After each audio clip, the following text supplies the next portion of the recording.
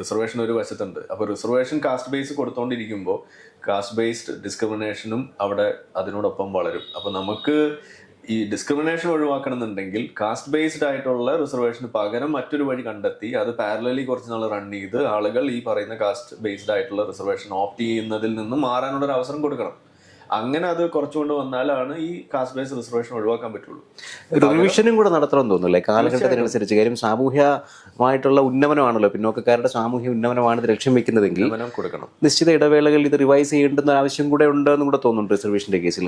തീർച്ചയായിട്ടും അതാണ് നമ്മൾ പറയുന്നത്. അതായത് ബുദ്ധിമുട്ടുള്ള ആളുകൾക്ക് കൊടുക്കണം, അവസ്ഥ പരിങ്ങളിൽ ബുദ്ധിമുട്ടിലുള്ള ആളുകൾക്ക് സപ്പോർട്ട് ചെയ്യണം, അതിലൊന്നും ഒരു തർക്കമില്ല.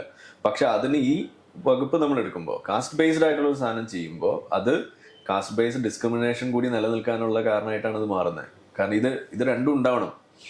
ഈ കാസ്റ്റ് ഉണ്ടെങ്കിലും ആ ഡിസ്ക്രിമിനേഷൻ ഉണ്ട് എന്ന് വരുത്തി തീർത്ത് അത് റെലവൻ്റ് ആണെന്ന് കാണിച്ചാൽ മാത്രമാണല്ലോ ഈ റിസർവേഷനും അവിടെ കൊടുക്കേണ്ട ഒരു ബാധ്യതയായിട്ട് വരുന്നുള്ളൂ. മാത്രമല്ല തിരിച്ചുകൊണ്ട് ഞങ്ങൾക്കിത് കിട്ടണം എന്നുള്ളൊരു ആവശ്യം കൂടി വരുമ്പോൾ ഇപ്പം ഏറ്റവും ഒടുവില്ല ഇപ്പം നമ്മളിത് പറയുമ്പോൾ ആളുകൾക്ക് ഇഷ്ടപ്പെടില്ല. ഇങ്ങനെ പറയുമ്പോൾ എന്താണ് ചില നമ്മുടെ ഭാഷ പറഞ്ഞ ചില ഉദാഹരണമൊക്കെ കൊണ്ടുവരാറുണ്ട്.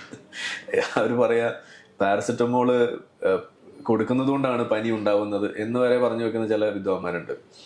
അപ്പോൾ ഇവർക്ക് അറിയാം പാരസെറ്റമോള് ഈ പറയുന്ന പനിക്ക് ഒരു മരുന്നായിട്ട് ഉപയോഗിക്കുന്ന സാധനമാണെന്ന്. പനി കുറഞ്ഞാൽ പാരസെറ്റമോൾ കൊടുക്കണ്ടെന്നും അറിയാം.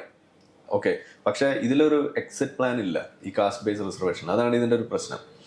നമുക്കൊരു സാധനം കൊടുത്ത് അവരുടെ സപ്പോർട്ട് അവർക്ക് മതിയെന്ന് കണ്ടാൽ നിർത്താൻ എന്ത് ചെയ്യും?